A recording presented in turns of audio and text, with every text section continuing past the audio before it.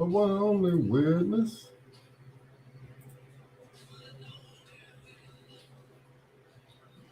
Okay, business.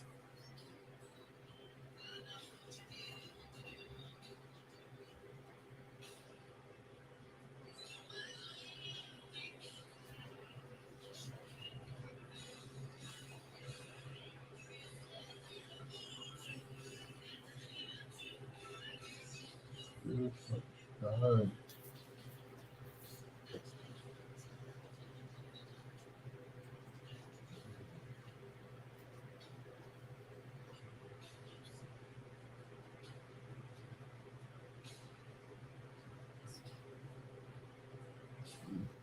You're gonna miss me.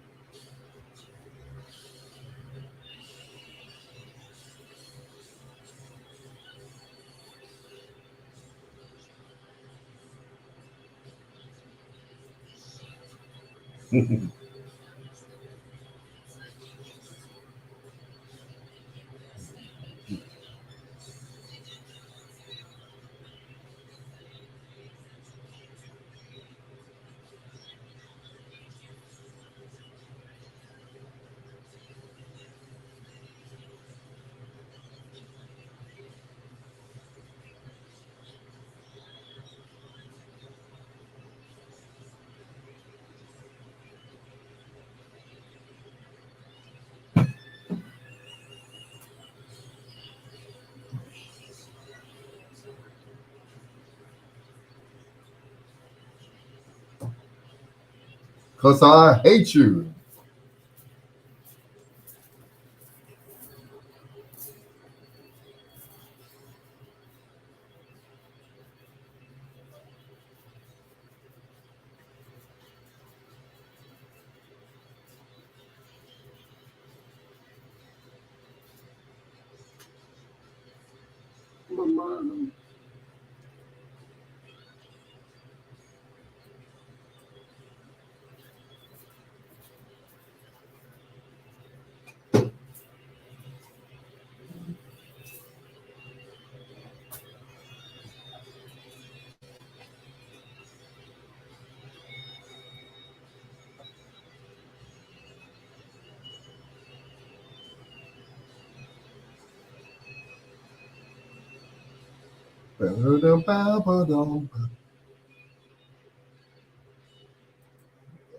Yes, I do.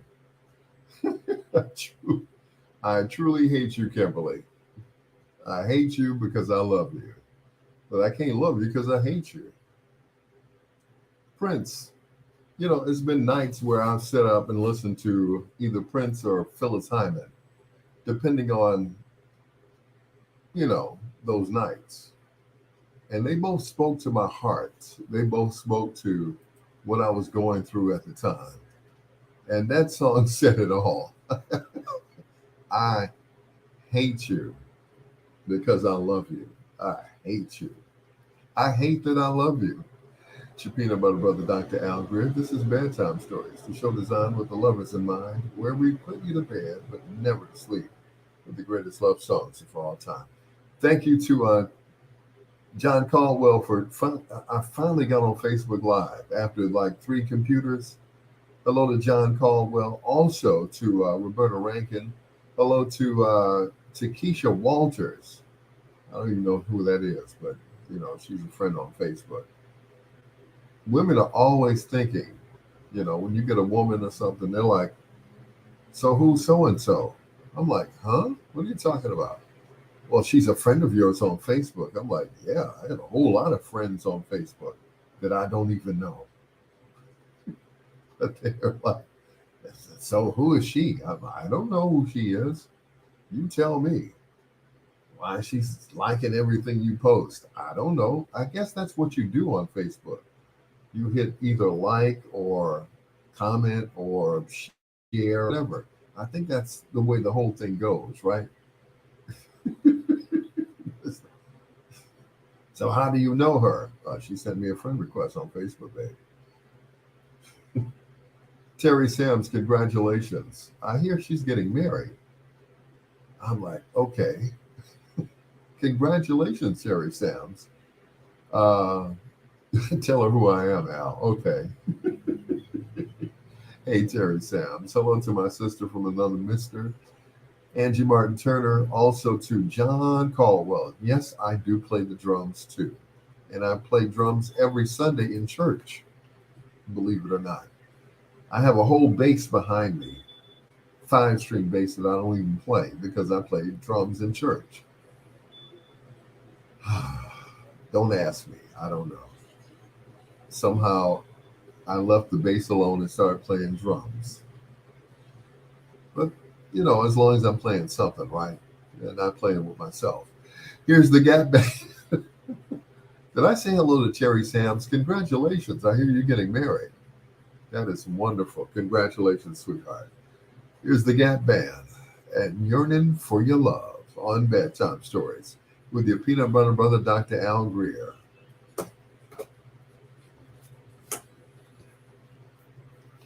I finally got on Facebook. Hallelujah. I'm like, what is going on? That's extreme insecurity. I know, right? I know, right? I know. Who is that? Well, you must know her because she sent you a friend request. Yolanda Carter. Hello, sweetheart. Hey, sis, how are you? I truly miss you, sweetheart. I really do. Um, what can I say? I the only time we see each other is when I have a party or something. But anyway, Kiki, what's going on, sir? I mean, how many guys on Facebook that have a woman have been harassed? I mean, just downright harassed by their woman. Who is she? And what is she to you? Kiki, what's going on? You hurt yourself today. What did you do?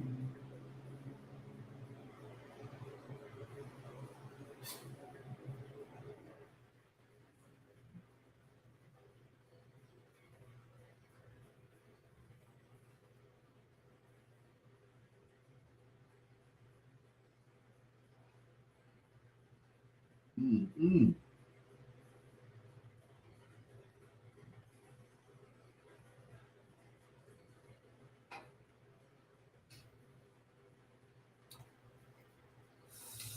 Woo! I have been sneezing all day.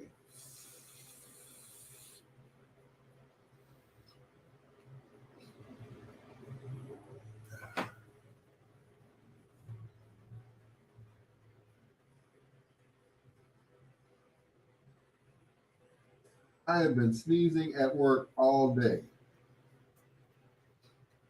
And I'm like, I want to stop sneezing. And finally I did, and my nose cleared up. And it wasn't until I left work today that I could breathe.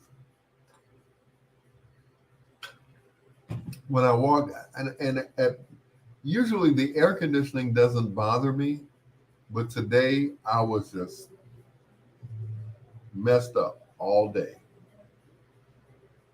I mean, I would have a Ron Simmons. What's going on, sir? I would have like one of those sneezing fits where I would sneeze like 5, 6 times in a row, and that's not good because they say when you sneeze, your heart stops, right? Your heart stops. So I'm sneezing back to back. Just achoo, achoo, achoo, achoo. I'm like, enough is enough. Angie said, you must be allergic to work. I know that's right. I must be allergic to work. Because no sooner than I walked out, I felt better. I felt great.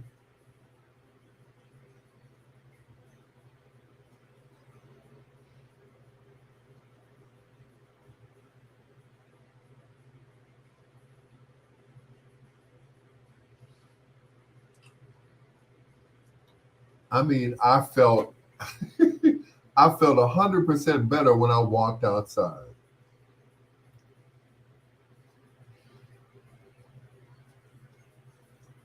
And I was cool after that, you know. I was cool after that.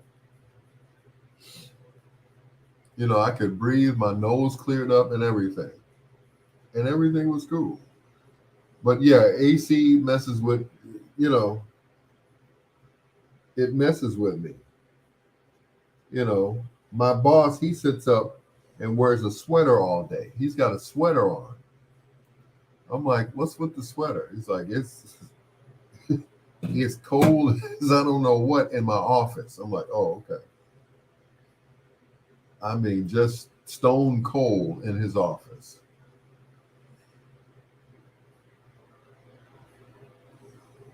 I'm like, okay, brother. All day he's walking around with this Mr. Rogers sweater on, as he puts it. I'm like, you gonna be okay? And then he signals to me this afternoon. He says, I gotta go.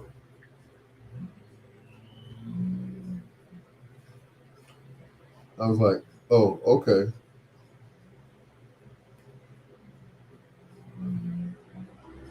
So he leaves, and of course I had to run the board because at that point Titus had left. So it's like there's nobody left but me, you know, because everybody else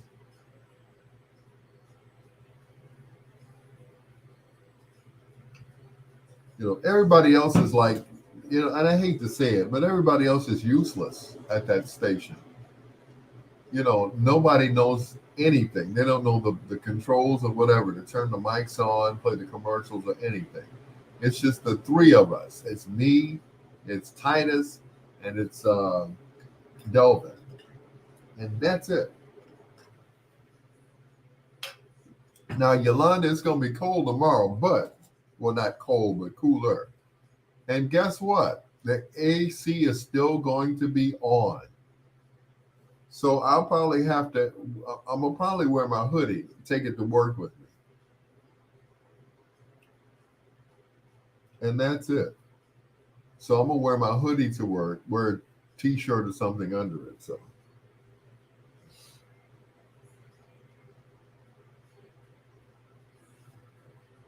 So, but all day I've been sneezing,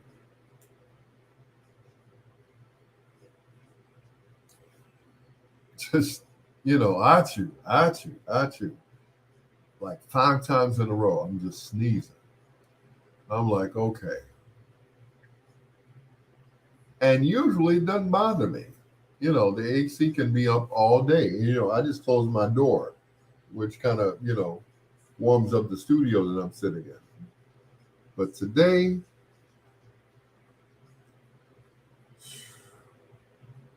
nope, not today. Today I'm sneezing up a storm. I can't breathe. I'm doing my show, right? Because for those of you who listen to the B sides, I usually record my show during the day, so it's fresh for the day, you know, and it runs that night. But I'm just a sneezer. I'm just a back to back. Just I'm like, okay. So like I said, I finally stopped sneezing once I got outside, and I was good after that. But I've been using this all day too, which is not good. My nostrils will probably be bloody red by the end of the night. But hey, at least I can breathe. And I don't like to take drugs because when you take those, it makes you loopy and lethargic. And I'm trying not to, you know, take that stuff. So, um, hello to Pat Westbrook. Thank you so much, Pat. I appreciate you, Lawana Trailer, whom I saw Saturday at Pearl's Place, along with Chicago Soul to Soul, aka the M Squad. She said, "Did you notice anything different?" I'm like, he said, "My mom used to use my uncle, God rest his soul and God bless him. My uncle Oscar, he turned me on to those when I was a kid because I would have asthma attacks. So he gave me this inhaler, and I've been using them ever since. Believe it or not." Chicken roll from the Cat Band. That is old fashioned love right here on Bedtime Stories with your peanut butter brother, Dr. Al Greer. I was supposed to have a special guest on tonight, but I never set up the interview because at work today it was hectic. One person left, then another person left. Like, y'all just gonna leave me here like this with these people, these ninjas? At one point, there's this gentleman, he does a show uh, at the station along with his co-host, which is Kimberly and Goen. He runs into the studio. Did you get that email that I just sent? I'm like, sir, I just sat down in this chair. I don't know what's going on. I really don't. You know. So he's just looking at me like, you know, like he's in this panic mode. I'm like, did you get that email that I just sent? It's a TikTok video. I'm like, oh my God, is he gonna be all right? He's about to have a conniption or something, an itch fit. I'm like, I just sat in the chair, and no longer than about 10 seconds after sitting in that chair,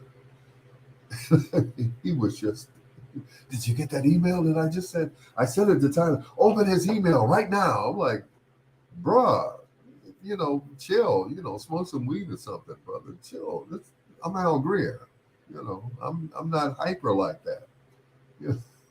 I'm cool like that, but I'm like, oh Lord, let me hurry up and find this email before this man has a heart attack or something, conniption or something. Anyway, an itch fit. Hello once again to Terry Sams. Thank you so much for being on my Facebook Live. I miss you, sweetheart. Before there was TikTok and all the rest of these things, we used to message each other back and forth, back in the day. Here are the Jones Girls. Where can I run to? Or who?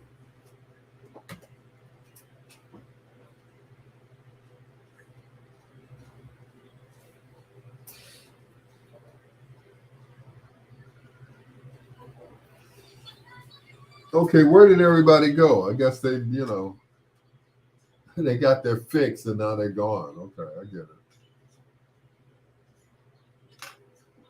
I understand. I had like 6, 7 people. Vicks inhaler. I love them. I love my Vicks inhaler because it does the trick. I tell you, it does the trick.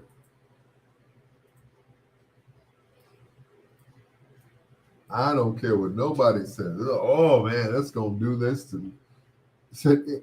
I used that before. It helped. Okay, well, me too. Because once again, I hate to take drugs because the drugs make you loopy and lethargic. And I've had enough to drink tonight. I don't need to be even loopy or lethargic or anyway. Monster Lady took her 3-year-old nephew to Navy Pier, picked him up with both hands, and dropped him in the water. What the hell? I know, right?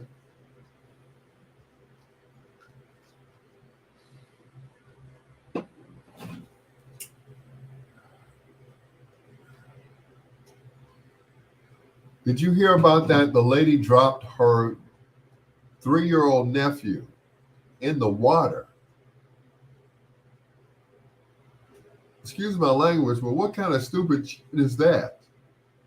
I'm like, really? Drop the kid in the water.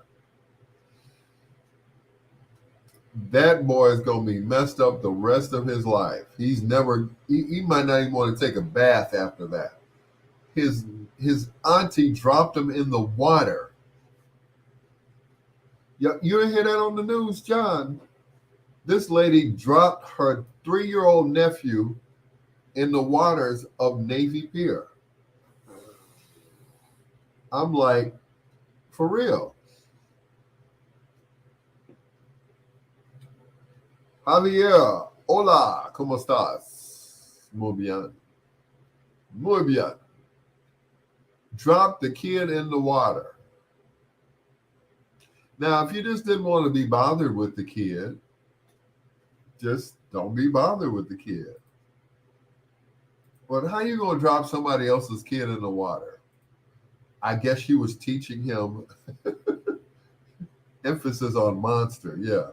News says he's not expected to make it. He's already had a heart attack. Buenas noches, senor. Drop the kid in the water, and the kid's not, according to Luana, he's not expected to make it.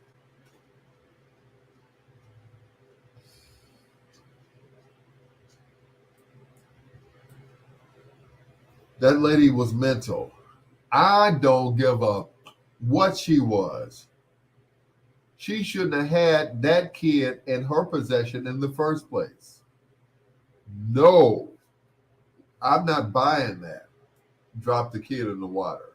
She was mental.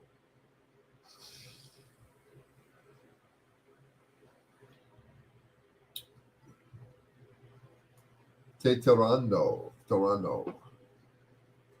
Tell that to somebody else, Ken. I'm sorry. I'm not buying that. Why was that child in her care? If she was mental, why was the child in her care? Where was everybody else when she was dropping the kid in the water? I'm just saying, no, I'm not buying that.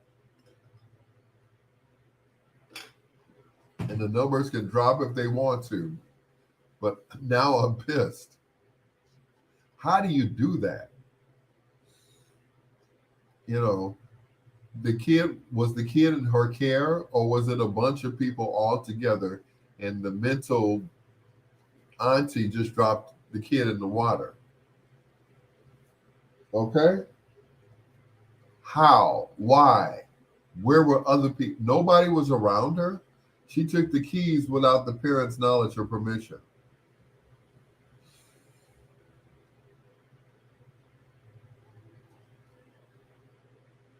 Te quiero mucho, Mia Al. I love you too, brother. Thank you. Te quiero. She was by herself? No. John, no. Lawana, no. Sorry, excuse my language. That bitch shouldn't have been driving in the first place. I don't care what you said. She took the kid, and how the hell did she get the keys? Where was everybody else when she was taking the kid and the keys and taking the car? Where was everybody else? What kind of foolishness is that? In the words of Bernie Mac, what kind of foolishness is that? Just have a fucking car and just drive off? No! If she's mental, she shouldn't have had access to any keys, any kids, or nothing. I'm sorry, but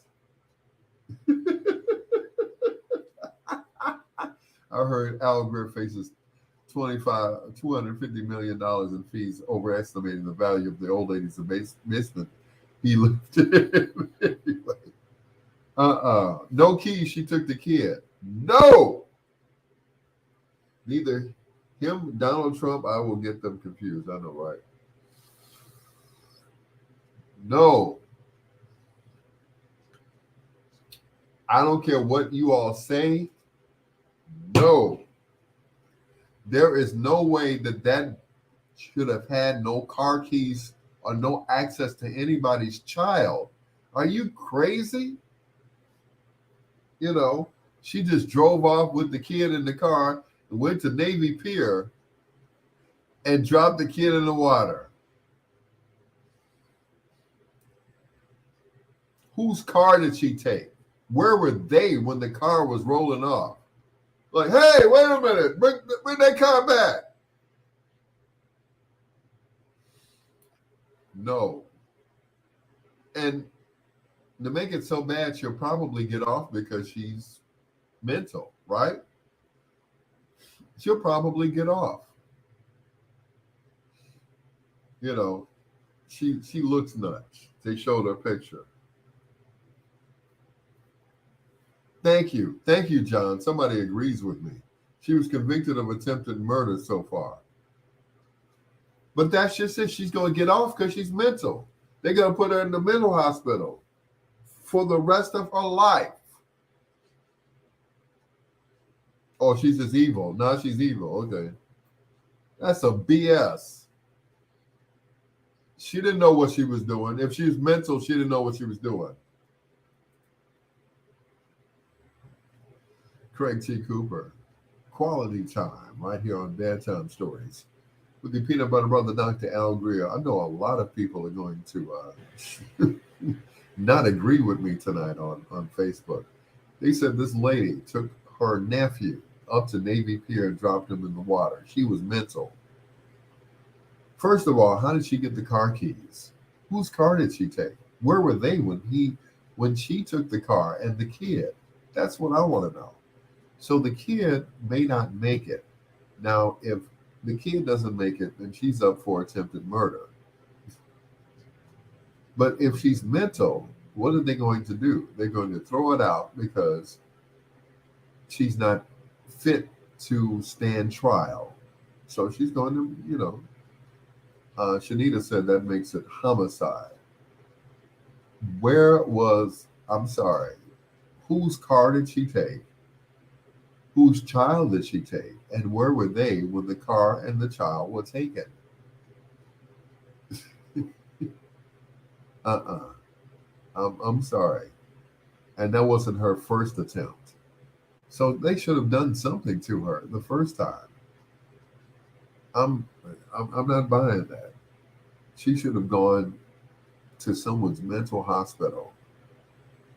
I'm just saying.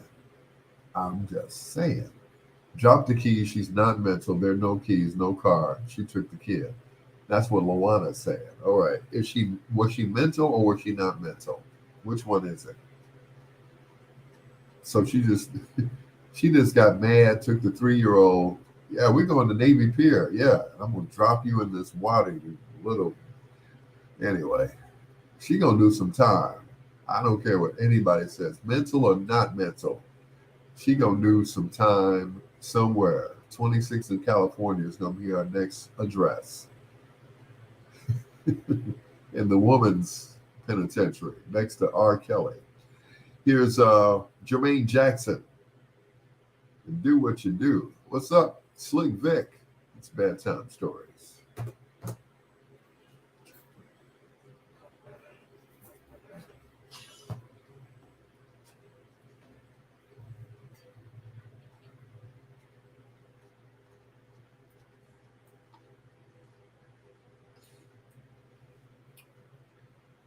She's not mental. She's just evil. The hateful picture tells a lot. Now, the picture may not depict her being evil. She's just crazy. And that happens. A lot of people are just, crazy. And I don't mean mentally crazy. They're just, a little off, a little cuckoo. What's going on? The Sister Teresa. I finally got my TV. Now I need something to put it on. It's sitting on the floor. And I need one of those fire sticks. I'm still taking gifts for my house warming. So if somebody can give me a fire stick for this TV and something to put it on, I'd appreciate it. Thank you. I know we all not balling like that, so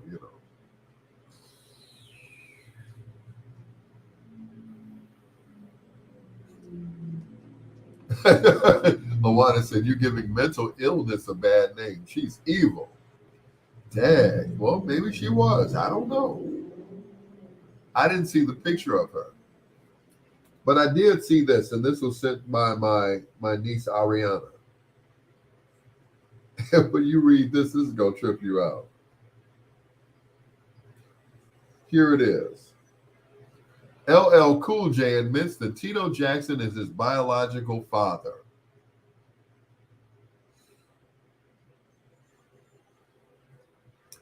It's on YouTube. After all these years, what? LL's what? He's about 60 years old now? No, he's not even that old. He admits that his biological father is Tito Jackson.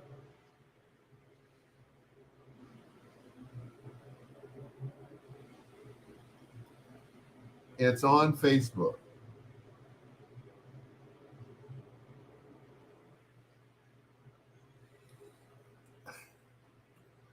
Yeah, John. It's right here. It's on Facebook. LL Cool J admits Tito Jackson is his biological father.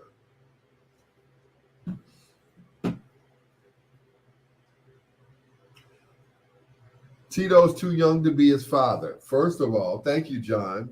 Lawana says not possible. They're the same age. I'm like, this has got to be a prank of grand proportions. There goes my viewers. I'm like, really?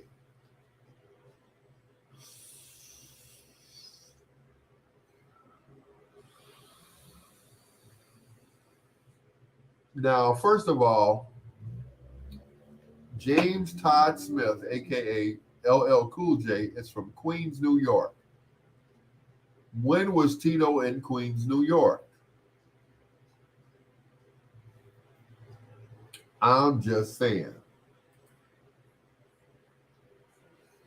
When was he? When would he have been in Queens, New York, to father a child? That's what I want to know.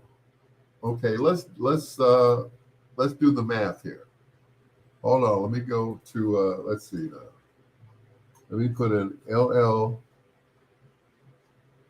Okay, my computer's a little slow because I am LL Cool J. Okay, LL Cool J. All right.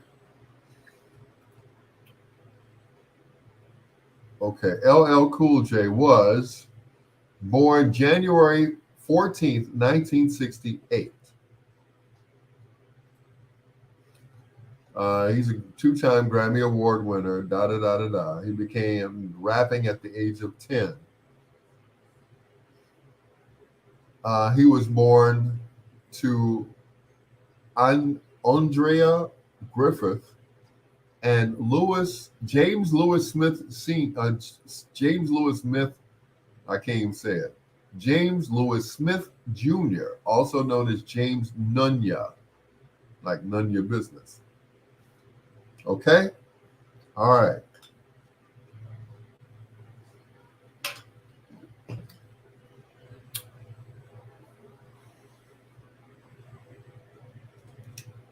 That's it. His father's name is James Lewis Smith Jr. That's it. That's it. That's all. Okay. Now, and he was born in Queens, New York. Tito Jackson. In 1968. Okay, write that down.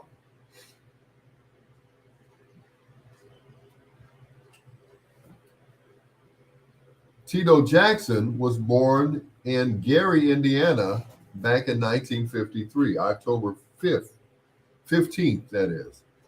He is 68 years old.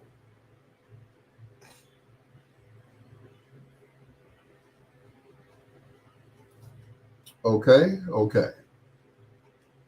So now Victor, who grew up in Gary, how? I mean, okay, let's go back to LL. LL is 54. Okay, let's do the math here. Okay. Tito 68. LL is 54.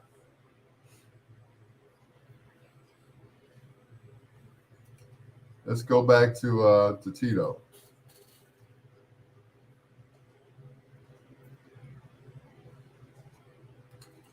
Tito was born in 1953, which he's 68 years old.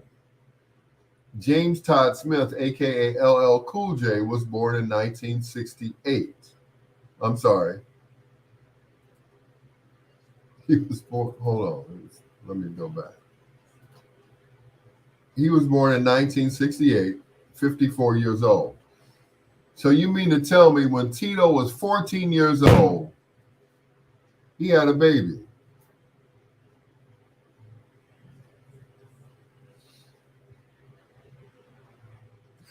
Does that make any sense?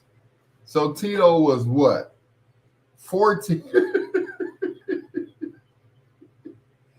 Tito.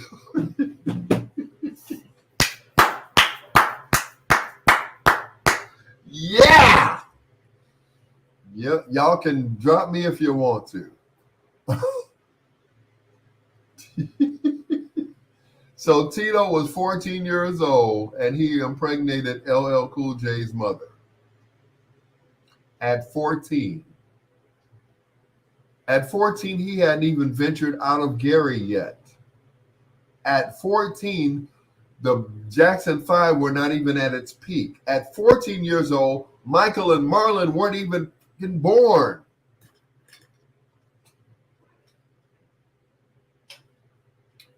So there was no Jackson 5 when he was 14.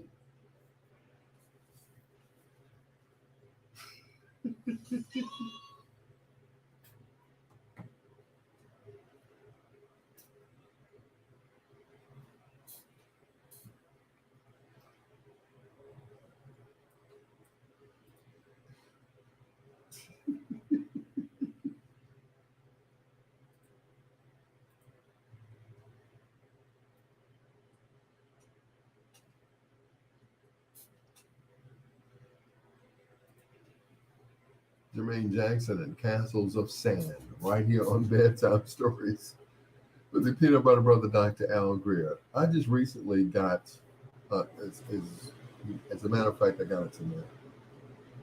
My niece sent me this video, which is on YouTube, with LL Cool J claiming that Tito Jackson is his father. Okay, let's do the math. Let's do the math here. Tito Jackson is 68 years old. He was born October 15, 1953. So he's 68 years old. James Todd Smith, aka LL Cool J, is 54 years old. Now, at the top of their popularity, the older boys were in their late teens and early 20s. Jackie, of course, being the oldest. The youngest two, which were Michael and Marlon, of course, had a twin that didn't live. Michael and Marlon were the youngest.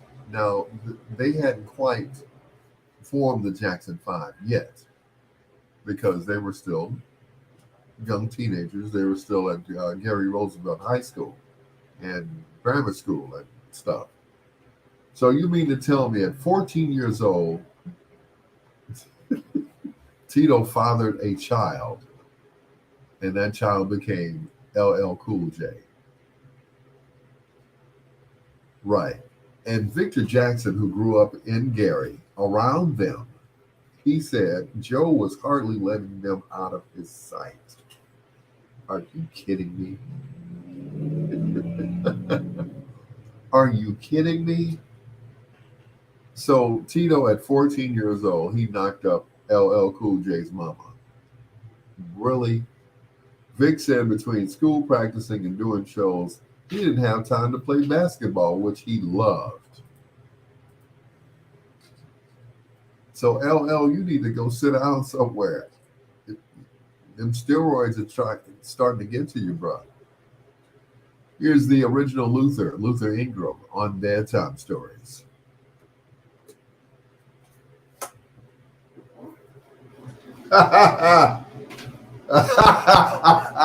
Tito had a child at 14 years old. Oh boy, he was an advanced child now, wasn't he? Oh yeah. He was very advanced.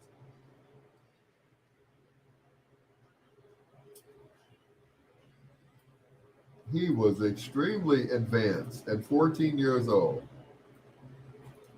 See, as though they hadn't even gone out of Gary yet. They hadn't even left Gary. Like, really? 14 years old.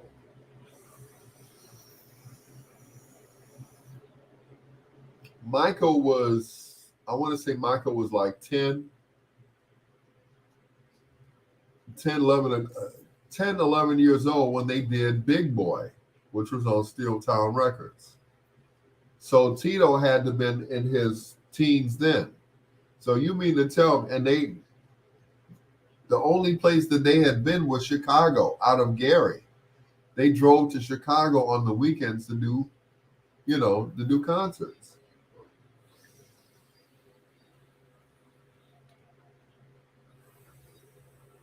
So you mean to tell me this is funny. This is really funny. I mean, I'm like, really? Okay. Mike was 10 in 1968. Thank you. So when James Todd Smith, aka Cool LL Cool J, was born in 1968, Michael was 10 years old. Tito was 14. 14. He fathered a child at 14. That's hard to believe. They look nothing like where did this originate from?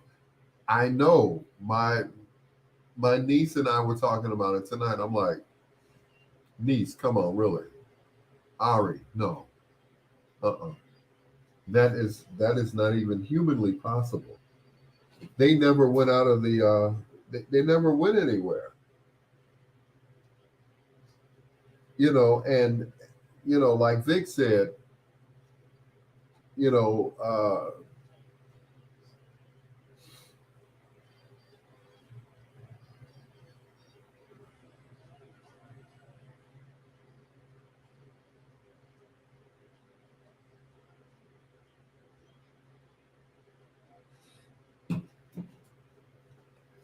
right. Lady G said Mike was 10 in 1968.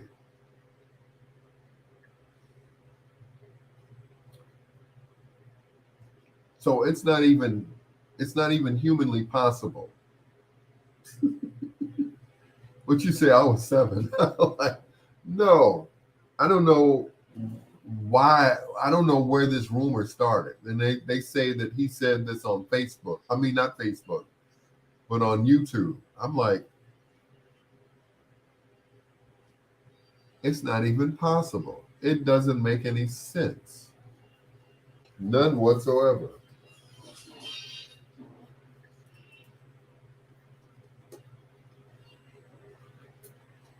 As I call him, the original Luther. That is Luther Ingram, and ain't that loving you for no for one reason and then more, or more reasons than one, I should say.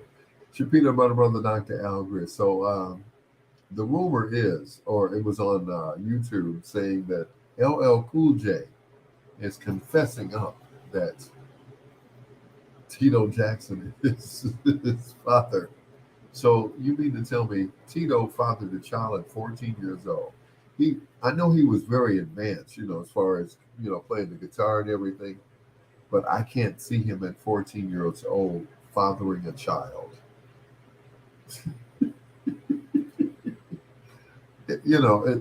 I guess maybe the acting thing ain't working out or something. I mean, he's on TV every week. He's in reruns and he's in movies and he's in records still selling and everything else. Why Tito Jackson is his daddy at 14 years old? Joe kept a tight rein on them so that they would not have children out of wedlock. He used to put them in a room and he would sleep in the room next to him. And they would have bodyguards standing outside of the room, the hotel room. And they were, you know, poised to jump on any fans that might come in there and, for that particular purpose, because, and he would go to the room. He would take women to the room, right? And he would be like, you see them laying there? And, the five of them would be laying there, sleep. He said, yeah, I made all of them. And they would proceed to go in the room with Joe and have sex with him, like, yeah, as if to say, you want one of those? I can make that happen for you.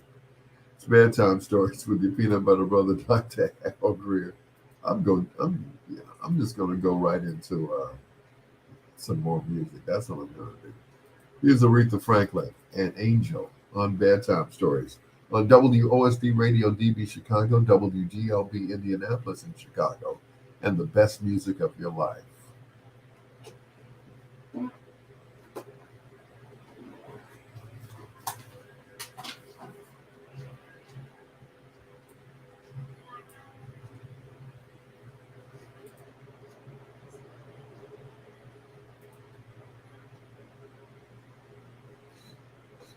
Luana said, I was fine.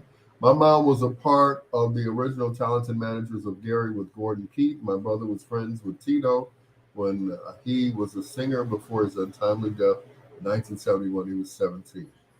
Willie Joyce, the group was the Domestics. Okay.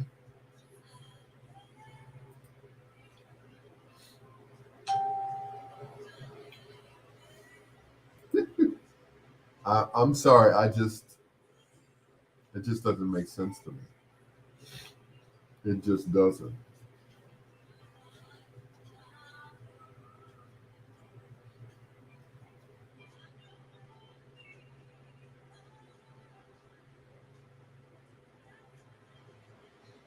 Just doesn't make sense at all. Why would he do this now after so many years? LL, who's your daddy? We know who it ain't. Really? You just go.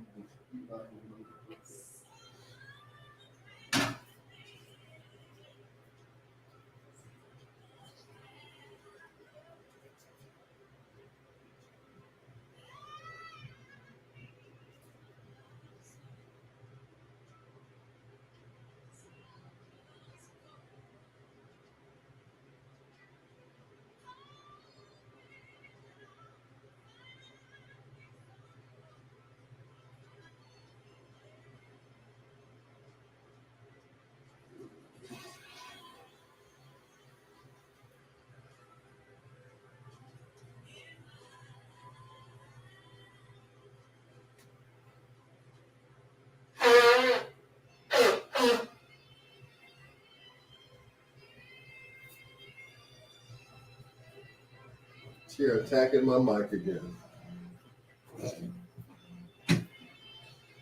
Mm-hmm. What you say, John? The boy that lost his mind.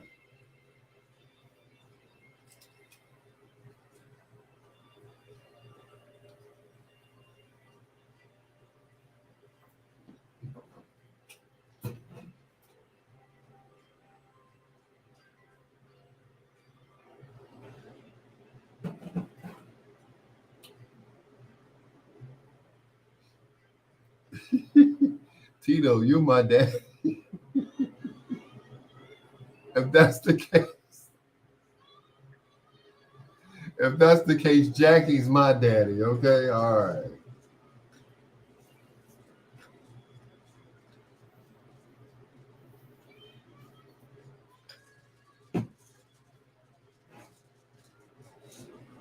Mm-hmm. He probably has more money than Tito, so what's the point? I know, right? I don't get it. I don't get it.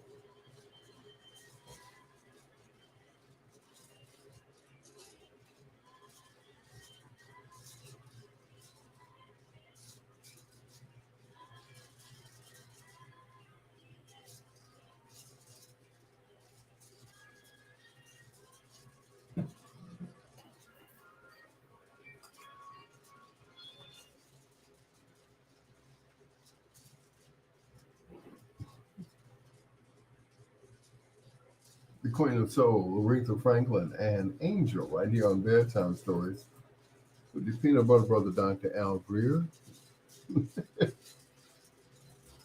You know, we're still talking about this. The fact that Tito Jackson says that his father is, I'm sorry, LL Cool J says his father is Tito Jackson.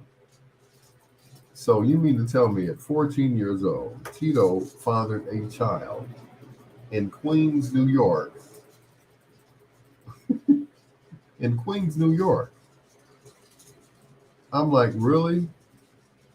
He had never been outside of Gary until, you know, until a certain time. And then all of a sudden now he has a child. I think LL is, I think that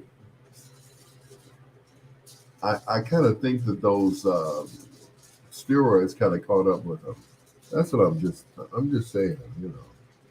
Here's Guy, Piece of My Love, right here on Bedtime Stories with your peanut butter brother, Dr. Al Greer. Coming up, foreplay in a few minutes right after this song.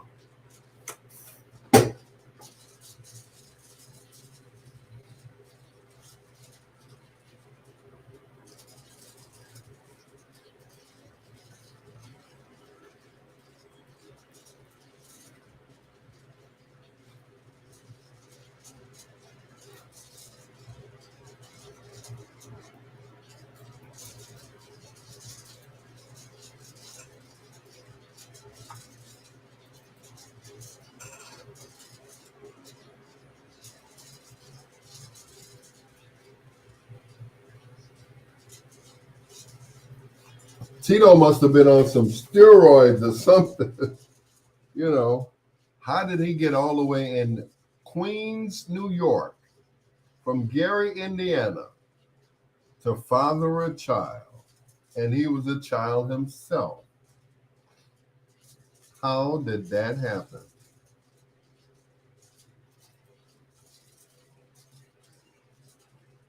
I mean, I don't care if he was taking one a day Flintstones or Centrum. There is no way that at 14 years old he could have fathered a child.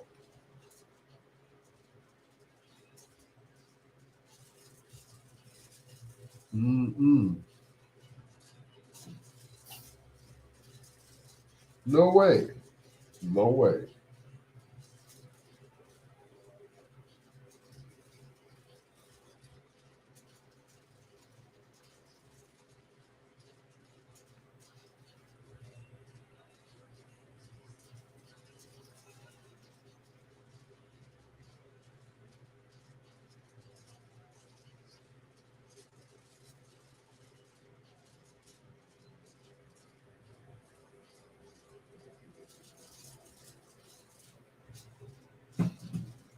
It just doesn't add up. I'm sorry.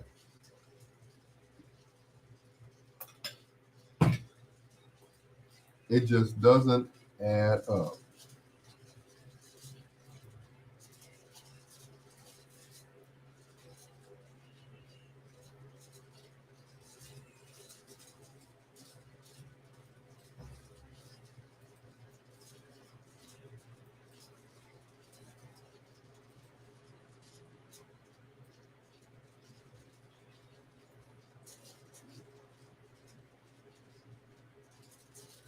Doesn't add up. Or Conway Twitty's Kanye West father. Conway Twitty. Kanye Twitty. Yeah, there you go.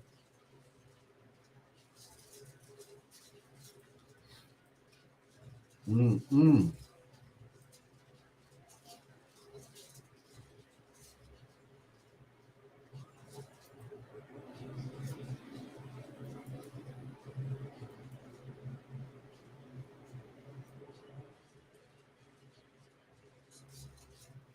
Mm-mm-mm. That's the craziest stuff I've ever heard in my life. Kanye West mom was wearing some tight fitting jeans. Mm-mm. Too tight.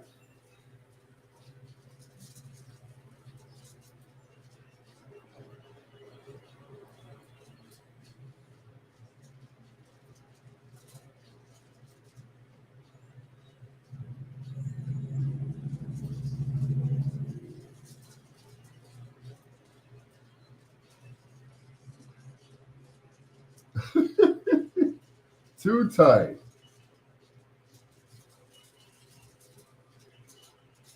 Extreme tightness.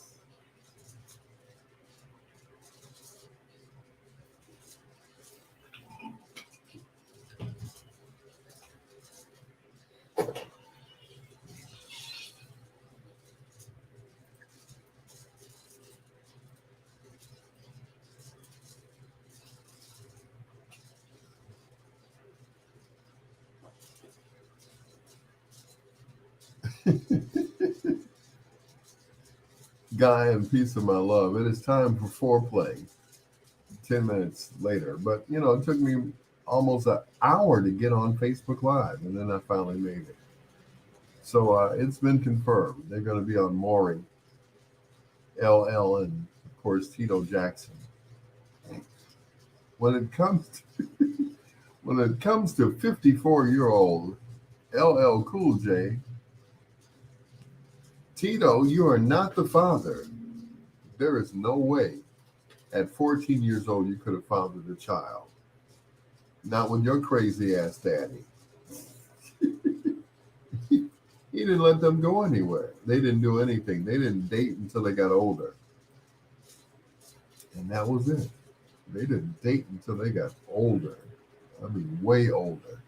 He wouldn't let them go anywhere. And any time they were, in a hotel room or something, he had a room right next to him. And he would always, he would bring ladies to the hotel, and he would say, he would open the door and say, while they were sleeping, he said, "Yeah, you see those five boys over there?" He'd be like, "Yeah." He said, "I made them." Like, "Oh, okay. All right, Joe. I think I'm ready to sleep with you now." Anyway, it is time for foreplay right here on Bedtime Stories. This group hails from Chicago. They were originally known as the Salty Peppers. Their leader was a part of the Ramsey Lewis trio where he played drums. He was also a session drummer for Chess Records for years and years and years. He brought his younger brothers and classmates into a group they called the Salty Peppers. They later on changed it to the name of his astronomical sign, which is Sagittarius, which includes earth, wind, and fire. That is correct. The elements. Tonight, we played tribute to Charles Stepney, who was the mastermind behind arrangements that they made, especially the album That's the Way of the World, which went double platinum. Tonight, we feature the music of Charles Stepney, who was the arranger for most of Earth, Wind, and Fire songs all the way up until 1976. Here's Can't Hide Love on Bedtime Stories with your peanut butter brother, Dr. Al Greer.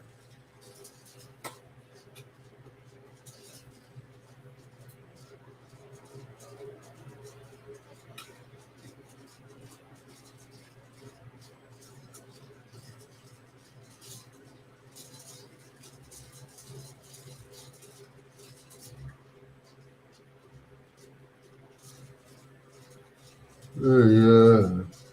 I'll give what you never had.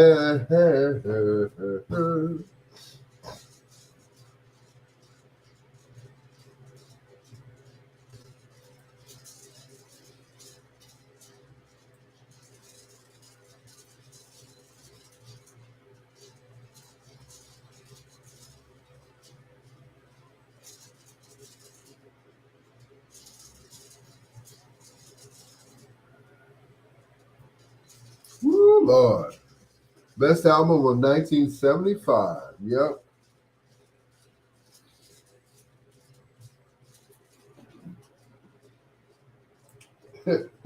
Luana said, LL didn't say such a thing. Okay. I will post it. But, of course, maybe he was joking. I don't know.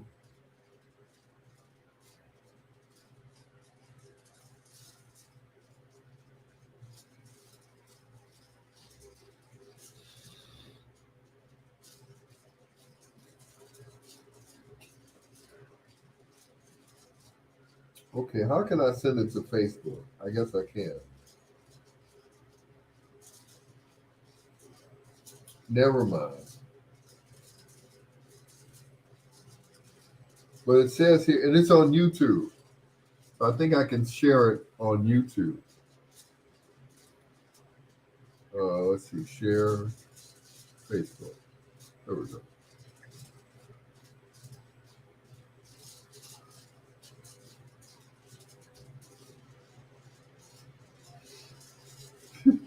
Mathematically, it is impossible. You're absolutely right.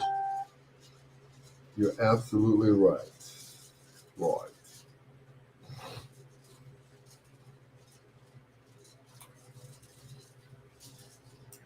There is no way. At 14, I wasn't even thinking about sex.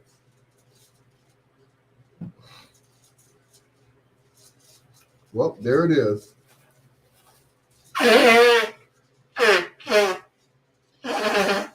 Excuse me.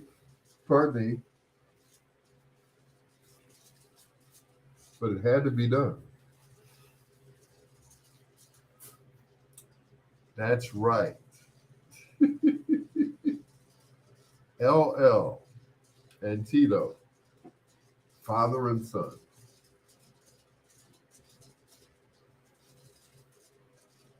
John said at 14, I was thinking about sex. I know that's right. I was just thinking about getting out of high school, getting out of grammar school and going to high school. Time stories with Greer. No way.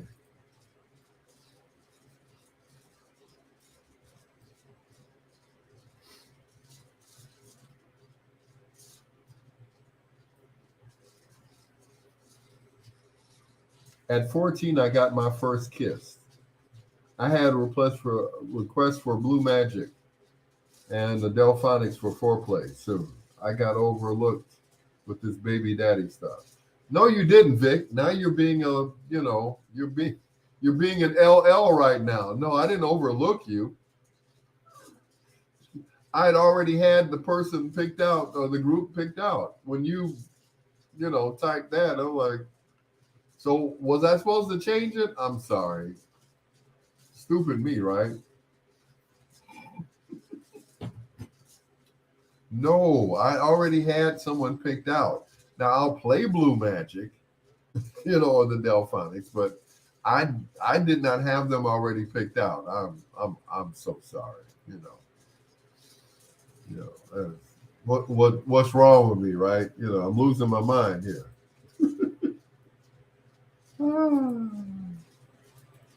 Boy, that's funny. That is hilarious. No, you didn't get overlooked. You were just outvoted. That's it.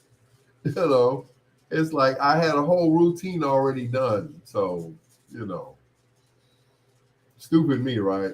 I should have went with Blue Magic instead of, but the whole idea was I was supposed to have one of Charles Stephanie's daughters on, and she was going to talk about all the songs that her father arranged. So I went ahead with the plan. See, I don't just do this show off the cuff, fly by the seat of my pants. It's, usually written out, typed out, all of that stuff, I usually have an idea of who I want to do for foreplay. So, but you know, my man, he's like, he's like F Earth, Wind and Fire. I want to hear Blue Magic. You know, I don't care if they're legends or not. I want to hear my stuff. It's cool though. I'm straight. Anyway. Ah, that was a good one, boy. I tell you. Ah. So you almost had me though. I was like, I was going to change it too. I was like, what am I doing? I already had this all planned out, what I was going to say and everything.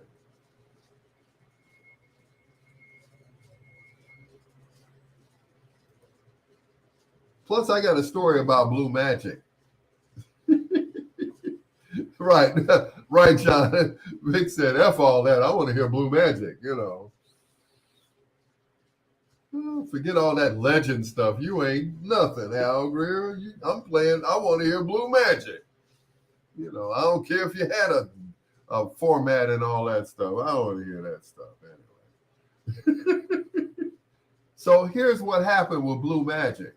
A few years ago, they did an episode of Unsung, which was on TV One. I got a chance to interview them. So I forgot who set it up, but somebody set up the interview for me. I was like, cool, okay. So I had, what was it, 5 of them in the group? Okay. Vernon Sawyer. Hold on, let me look. I don't want to mess up no names. Blue Magic. Of course, that's going to, okay, Magic. Magic. Band, group, song. Now, in the interview, it was Wendell Sawyer, Keith Duke Beaton, Richard Pratt, and Vernon Sawyer, Wendell's brother. Now, those 4 were in the interview, right? They had called me, and I set up, somebody set up the interview. So I'm talking to Wendell, Keith, Richard, and Vernon, right? In the middle of the conversation, we hear another voice come on the phone. It's like a excuse me, like a Zoom call, like a like a Zoom call. Okay, enough sneezing. It's Ted Mills. Ted Mills breaks into the conversation, right? We're talking about, okay. We are talking about, okay. We're talking about the different album covers and the concepts for all of the albums. Yeah, The Wizard. So, thank you.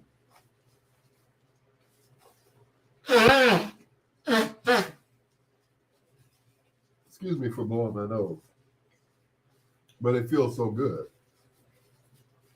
So Wizard comes on the Zoom call, and he's like, "Okay, what are we doing? What city are we in?" Thank you, John. Vic wasn't gonna say that. He's pissed off right now, especially because I'm telling this story about his favorite group. So Ted cuts off what we're talking about, which was the concept of the albums. How they came up with the different album covers, 13 Blue Magic Lane and, Haunted by Your Love and all of that stuff. All of it had to do with magic. So Ted says, "Oh, okay, what city are we in? Who are we talking to? Who's this on the phone?" And I'm like, Mr. Radio, like, "Hey, Ted Mills, this is Al Greer. We're in Chicago right now on WOSTradio.com. He said, "Oh, that must be a news station." Well, it's an internet station, and well, but right now we're talking about you guys, okay? So I said, so Ted, tell me this. So how did you get the nickname Wizard? He said, that's my real middle name, Wizard.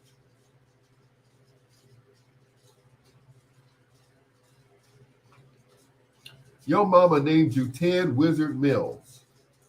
Okay.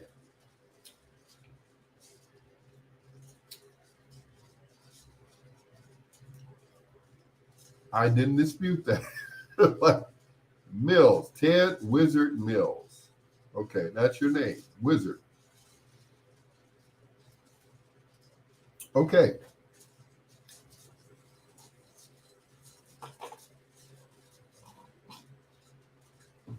I said, okay, let's go with that. Okay, cool. So, we went on and we went on, and it was like the other four guys were like silent throughout the rest of the interview. It was like you could have heard a pin drop. Ted took over the interview, and well, I did this, and I wrote the first song, Spell, and I did, and I'm like,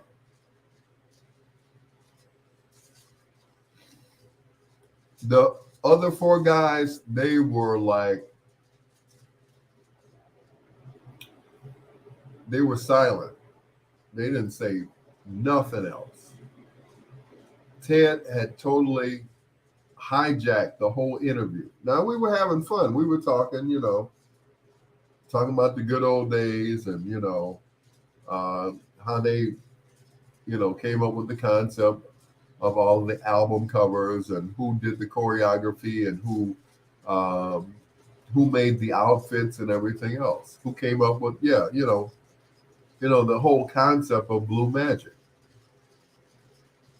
So Ted Wizard Mills totally took over, and he took credit for everything. Even the songs he didn't write. He didn't write Look Me Up.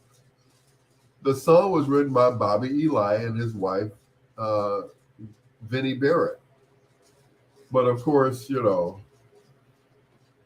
Ted Wizard Mills, he wrote the first hit song, he didn't write Stop to Start. He didn't write all of the hits.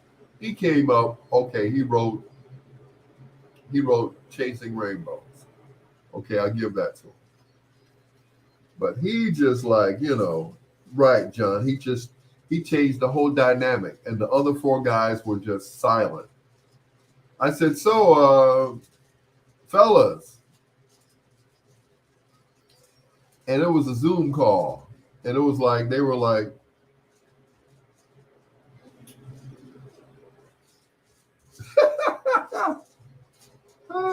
Tits McGee wrote that whole song while he was on Anal Poppers. Yeah, you're absolutely right. So that was it.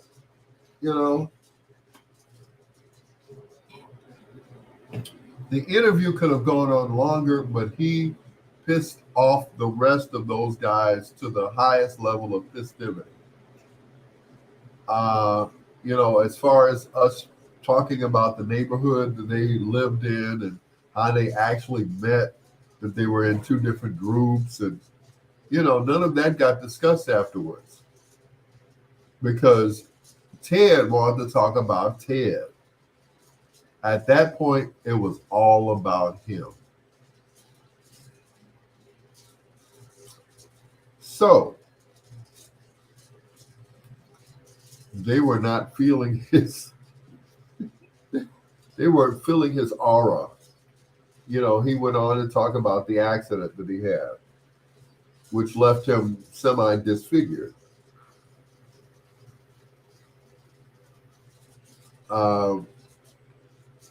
He had semi-paralysis in his face. So, you know, but when he fully recovered, he was like, I'm through with Blue Magic.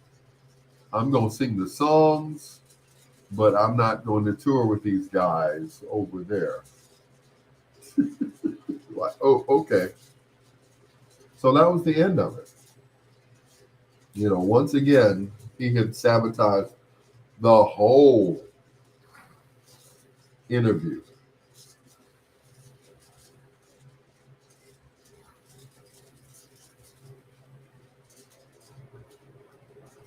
I was never able to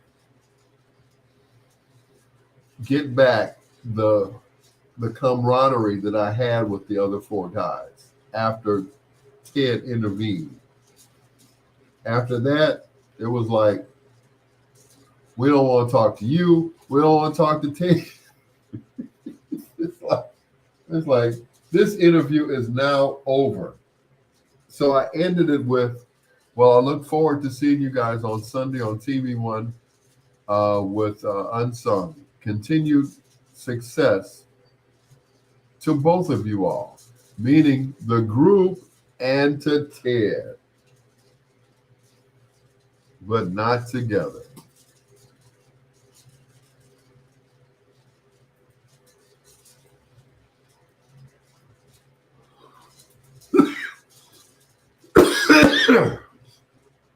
Now I'm coughing.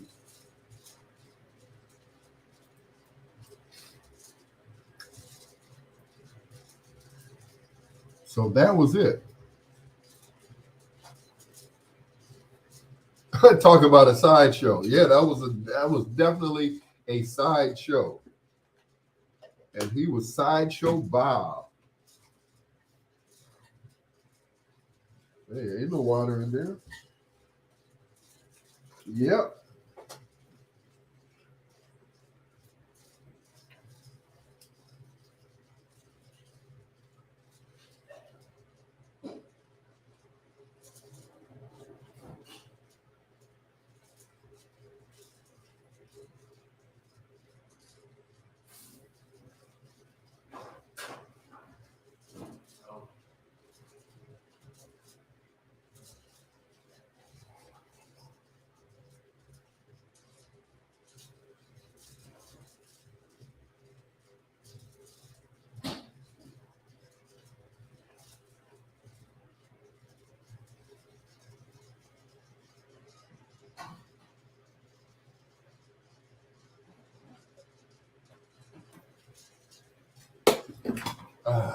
There we go again.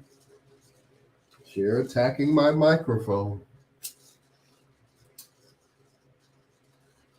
Anyway.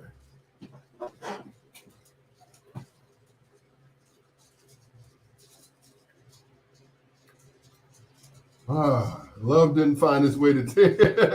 Love has found its way to me. Mm-mm.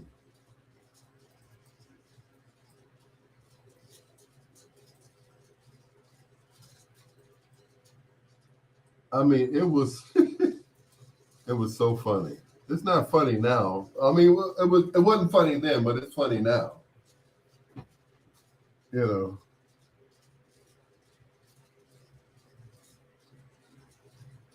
It was the craziest thing. More exciting, exactly. More exciting than a one-man band.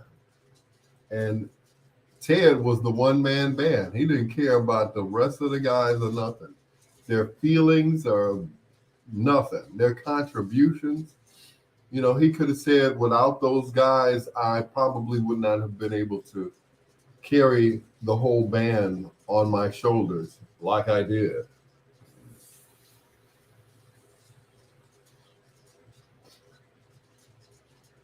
The saddest little show in all the land. Mm-mm-mm. But it was crazy.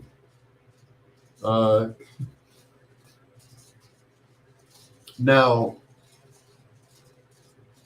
there was another interview that I did, which was a lot better because the main character or the superstar of the band had died, unfortunately. And that was the group Switch. Eddie Llewellyn, Philip Ingram, and the keyboard player who was Greg. Greg, who was he was the main man in the group. Greg was not Bobby DeBarge, you know. So Bobby had passed earlier, a few years before that. But the interview was great because Bobby wasn't around to mess it up, you know. Gregory Williams, yeah. Because Bobby would have just said, this group would be nothing without me. I was the lead singer on all the songs. Philip Ingram, he was just the co-lead singer. Greg Williams just played keyboard. He didn't know nothing about music theory, and I knew it all. So Bobby wasn't around to say all of that stuff. Bobby was gone. So it was just the three of them and the guy that they found to do. All right. To do the lead singing for the group, who sounded a lot like Bobby, which was cool because then they could, recreate some of the songs that they did. Hurry up and go past. Shut off that alarm. I'm doing a show here. So that interview went smoothly because there was no one to disrupt. And those three guys, they were like, we just happy to be here.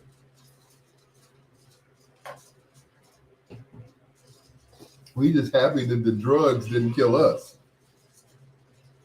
And that we didn't get AIDS.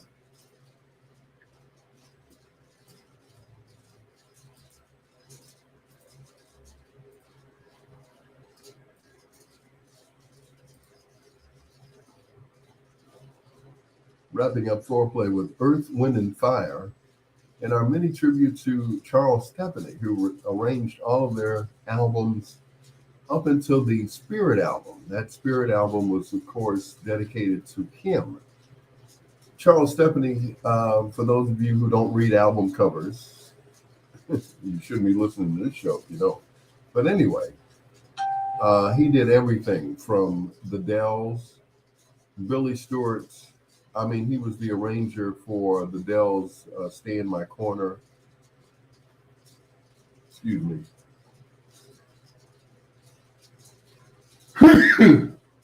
I had to sneeze there. And of course, his.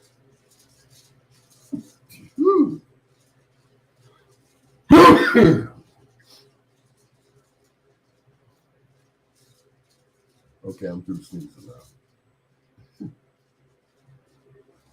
Wait a minute. I had another one there.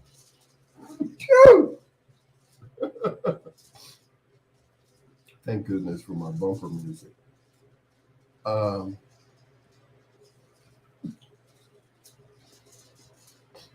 The album was Come to My Garden, which was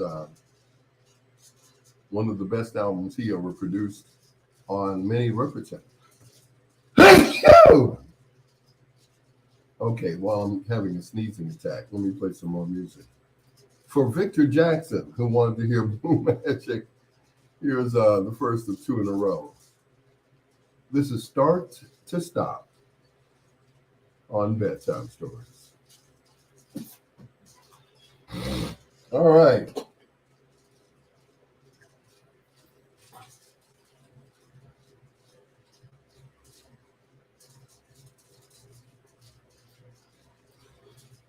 Oh, good Lord. Thank you, Lady G. You're the only one that said bless you. I think Vic wants me to die right now because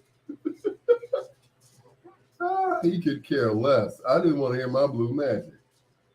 Emmanuel Omar, thank you, brother. Assalamu alaikum.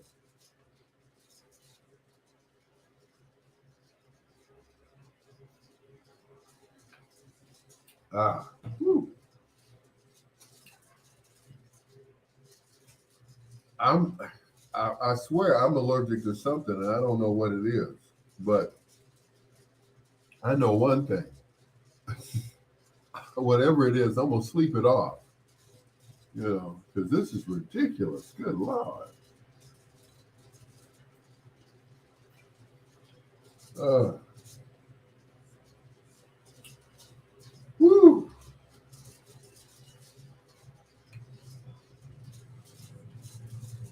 woo. Troy said you can't sleep off gonorrhea. I know that's right, Troy. You you know better than I do. You know better than I do. Yeah. Mm-mm. I don't think that's happened to me since I was a kid. And before the doctor gave me the shot in my ass, the doctor said, "Remember, all the glitters is not gold. She might be pretty on the outside, but she might be carrying something deadly on the inside." Yeah, yeah. Don't worry about it, Lady G. That's just Troy. He's just, I told you to smell oregano. You can Google oregano for allergies. Okay, I will do that. High body count. Yeah.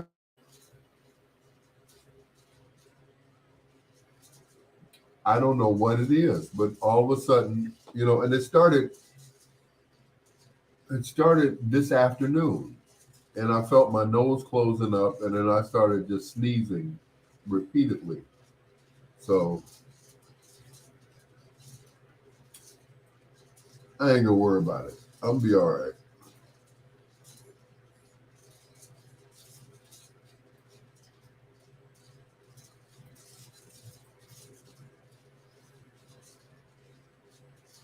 I don't know what it is.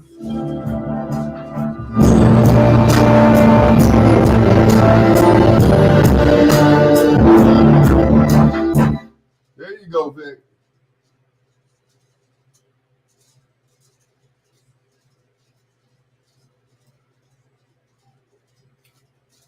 Vic said, Vic said, "F your program. I want to hear Blue Magic." That's a good one. I tell you. Mm-mm-mm. Lawana, if I had some oregano here, I don't even have salt and pepper in here. Okay? She said oregano.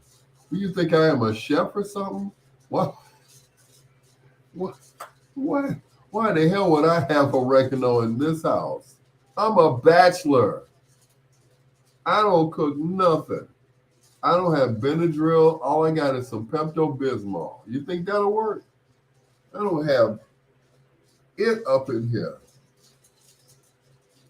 I got frozen dinners, some coffee, some cream, some leftovers that should be thrown away. I don't have. Smell some oregano. Yeah, okay. How about some basil and some rosemary, some thyme? I don't have salt and pepper up in this joint. What? Oh, you gotta be kidding me. Sometimes oregano's in pizza packs. Lawana, let me explain something to you, Lucy. You're crazy redhead. I don't have nothing in here. The only packages I have are of creamer for my coffee and non-sugary sweetener for my coffee. That's it. Oregano is in pizza packs. I work at a pizza place, but I don't bring anything home from them.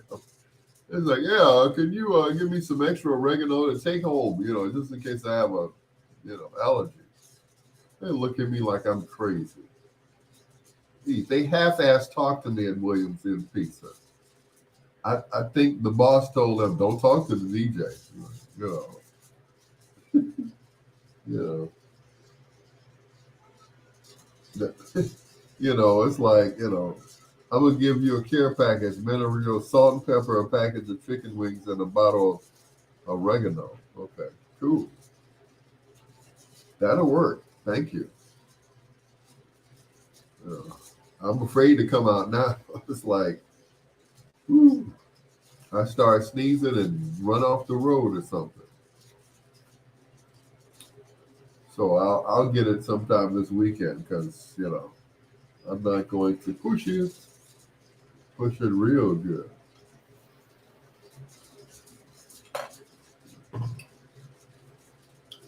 Woo. Oh.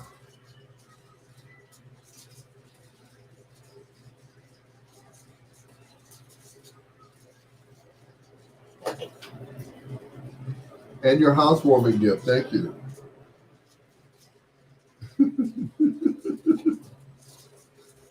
Can't afford to pacify, guaranteed to make you cry.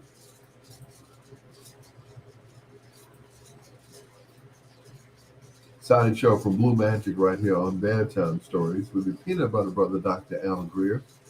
For Vic Jackson, he wasn't feeling the Earth, Wind, and Fire. So, like, I've been playing Blue Magic all night at work. I'm like, so why would you want to hear it now? you know, I was, what was I playing earlier that I kept singing? Oh, that song. I heard this song. I was regulated to listening to radio because, I don't have my car anymore. Well, I don't have it now, but I'll be getting my car back, by the way. But so all I was listening to was the radio. Now, there are only three stations or four, or yeah, three stations that come in on the car radio of the truck that I'm driving. One of those stations is 104.3, which is the throwback station. So the other morning, and they play the same exact songs every hour on the hour. So if you get into into your car, you're going to hear the same song at the same time you did yesterday. It's almost like that movie Groundhog Day. So it's like the same song at the same time. So this song has been playing through my head, right? They're rolling. They hate. They see me rolling. They're hating because I'm riding dirty. And I'm like, why am I singing this damn song? I'm losing my mind. What is really going on? Anyway, here's more from Blue Magic Vic since he's on a Blue Magic kick. Here's Tear It Down on Bedtime Stories with your stopped up peanut butter brother, Dr. Al Greer. The car got repoed 2 weeks ago. Yep, they said I wasn't paying the bill. I was like, huh, the hell I'm not paying it. I was paying every 2 weeks. I was sending you all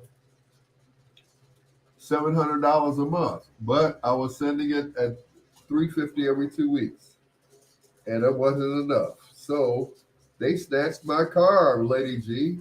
So now I need $2,800 to get it back. Can you help me? Well, no. If I had it, I'd give it to you.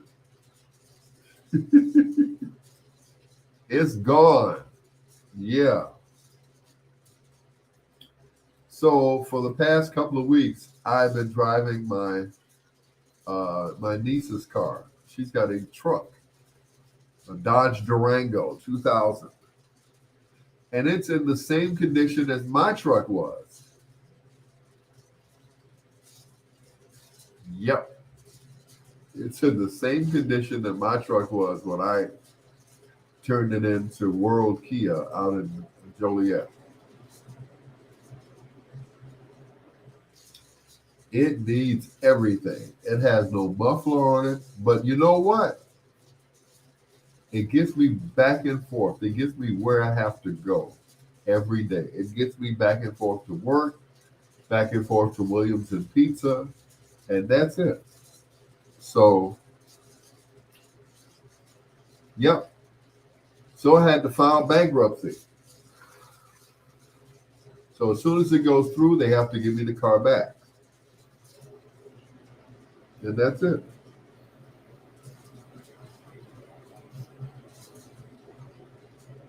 And everybody that I've reached out to, they're like, well, I ain't got that kind of money. I said, I'm going to need at least 2,800 to 3 grand. Oh, I ain't that kind of money. Oh, I ain't got no money. Oh, you know, I called everybody that I thought had money. Nobody helped.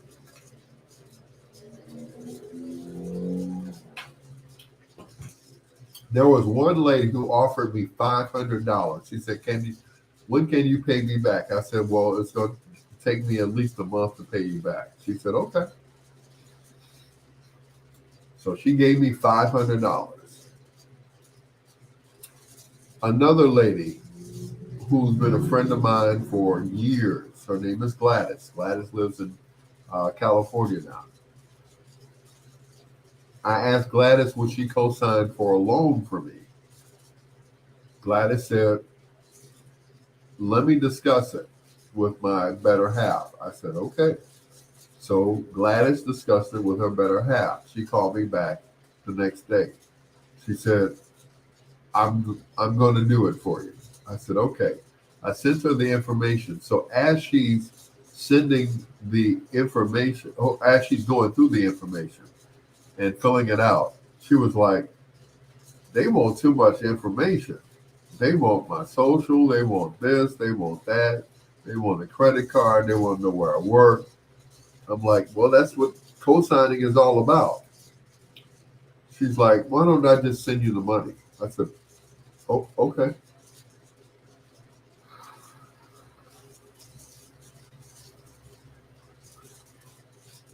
So she just sent me the money. She said, according to this contract, it says $177 a month. But the way they got it set up, where once you paid off the 3 grand, then there's another 3 grand that you have to pay off. The interest is almost 100%. I'm like, oh. Troy said, well, she's never getting that. So I'm like, okay. She said, I'll send you the money. I said, okay. And that was it. So I filed the bankruptcy, so I may not even need the money that she sent me.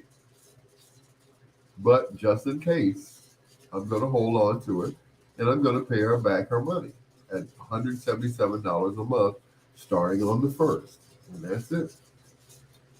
But she was kind enough to do that, and you know, a lot of my so-called friends, they didn't have the money. They weren't going to co-sign for me.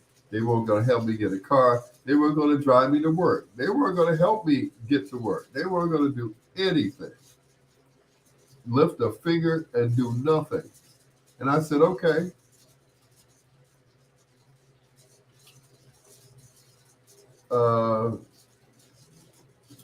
A few people that I talked to, one person was like, oh, I'm out of $10,000. I'm like, okay. Another one said, oh, no, brother, no, I can't do that. And this was somebody who had already given me money. So I was like, I understand. Other people said, no, brother, I can't do it for you. If I give you money, then I have to go stay with you, because my wife is not going to let me co-sign for nothing for nobody. I said, okay. We see who wears the pants in that family, but that's cool. I understand. If I were in that situation, yeah, I understand now. Because I did something really stupid a few years ago, and that was to give somebody some money who really didn't need the money. And I did that. And I never recovered from that. And that was demise of my first marriage, and that was it. So, but anyway, that's my tale of woe. That's why I was asking people for money a couple of weeks ago. I have 30 days in which to get my vehicle back. So, with the bankruptcy, they will have to give it back to me, and probably the other car if they haven't sold it yet. Uh, but one thing at a time. So, but that's it. So that's it. That's all. So when I ask people for money, it's not just to be asking. Most of the time I'm giving out money. Either my son or my daughter, or a nephew or somebody else, another family member. So that's just the way I am. If you need it, and I have it, then you got it. It's not even a question. I don't even think about it. It's like, okay, send me the Cash App request, and I'll send you the money, and that's it. I look at it this way: I work every day, Sunday to Sunday, uh, 3 jobs, so that's it. I cut it down a couple of jobs because I was getting tired. So yeah, so I help people when I can. You know, even when I can't help them, I'm like, okay, I'll bite the bullet. I know I'll make the money back. I'll make it this weekend, so on and so forth. So,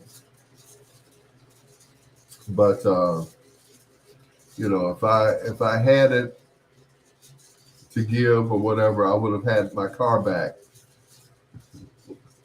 the week that they took it. I'd have had it back the next day. I was like, oh, you can bring it back now. Here's the money. But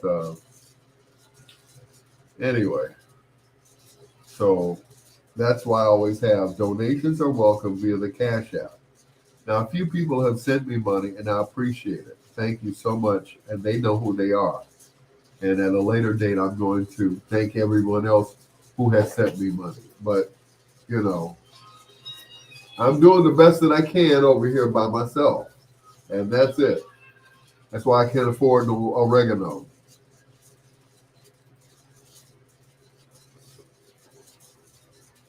4 in a row from Blue Magic. What's come over me? That's going to do it for your peanut butter brother, Dr. Al Greer. I'm going to go somewhere and get some nasal spray so that I can breathe. Good night to Lady G, Victor D, also Detroit Anthony, Tits McGee, of course, his good friend, and everybody who was on Facebook tonight. John Caldwell, I appreciate you guys. The Sister Teresa, who was on earlier, thank you so much. And just everybody, thank you, and thank you. Have yourselves a great weekend because tomorrow will probably be a rerun if I don't do another show. But if I don't talk to you before then, I must thank everyone for spending their time with me because you could have been anywhere else, but you spent your time with me here on Bedtime Stories. Don't forget to tell your friends about Bedtime Stories. Like us on Facebook. Follow us on Instagram at Peanut Butter Brother One. That's Peanut Butter Brother One, and that's on Instagram. Till next time, blue skies, green lights, and peace. Good night, Miss Delicious.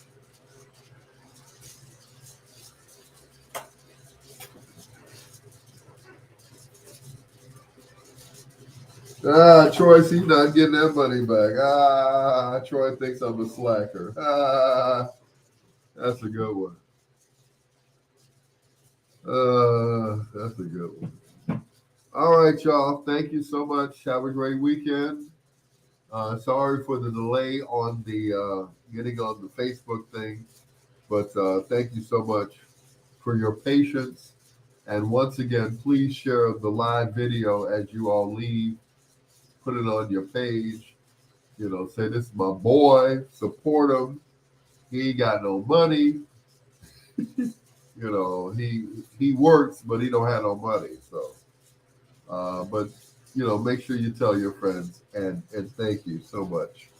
I appreciate it. Thank you for those who could give. I appreciate it. For those who couldn't give, I understand. You know, just don't get stranded somewhere on the Dan Ryan or somewhere in the woods somewhere in the middle of the night and call me. All right, because I can't help you. Not that I can't, but I won't. Because then I'll remember that you didn't give me no money. No matter how small it is. I take all donations. Cash App, $ Al P. Greer, or Zelle, which is my phone number. All right, Victor D. I'll holler at y'all. Peace out. I'm going to take something so I can